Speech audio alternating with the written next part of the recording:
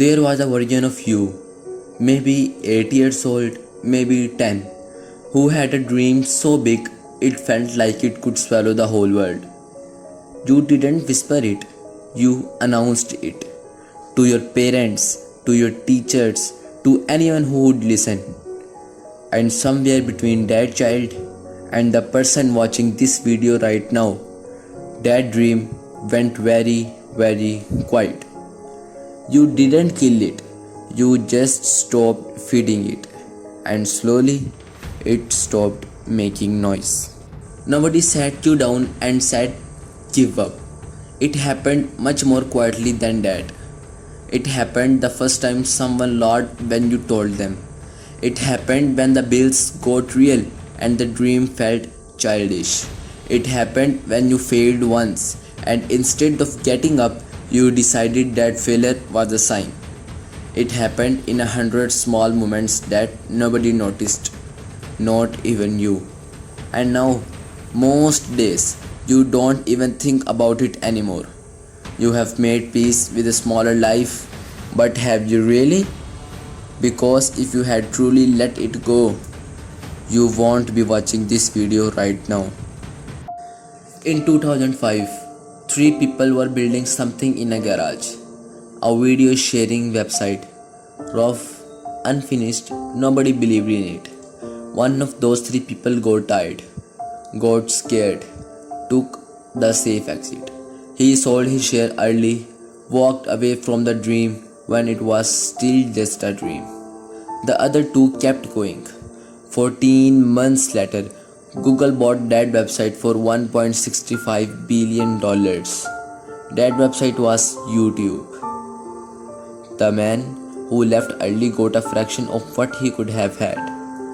Not because he was not smart enough, not because he did not work hard enough, but because he stopped believing in the dream 12 months too soon.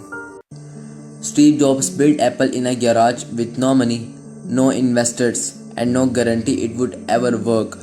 Then at 30 years old, the company he built from nothing fired him.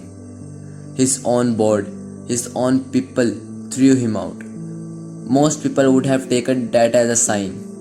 Most people would have found something safer to do.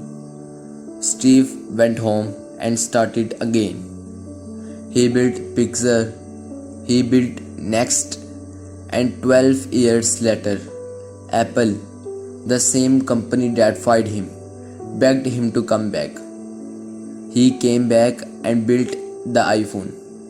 The most successful product in human history was built by a man who refused to let his dream die, even when the dream itself had rejected him. Two people, same fear, same doubt, same pressure from the world to be realistic. One of them listened, one of them didn't. And I want you to sit with something uncomfortable for a moment. You already know which one you have been. Not because you are weak, not because the dream was not real, but because nobody ever told you the most important thing about big dreams. They don't die on their own. You have to kill them yourself. And most people do it so slowly, so quietly. They don't even realize what they have done until it's 3 am and they are lying awake, wondering what their life could have been. One day, and this day will come for all of us, you will be too old to start. Not because your body won't let you, but because the window, that specific window where this specific dream was possible, will have closed. And one that day, the question won't be, why didn't I succeed? The question will be, why didn't I try? That question is the heaviest thing a human being carry. Heavier than failure, heavier than embarrassment, heavier than what people think of you. You still have time to make sure you never have to ask it. But that time is not unlimited, and it is running out right now as you watch this video and decide whether to do something about it or scroll to the next one. It is your decision.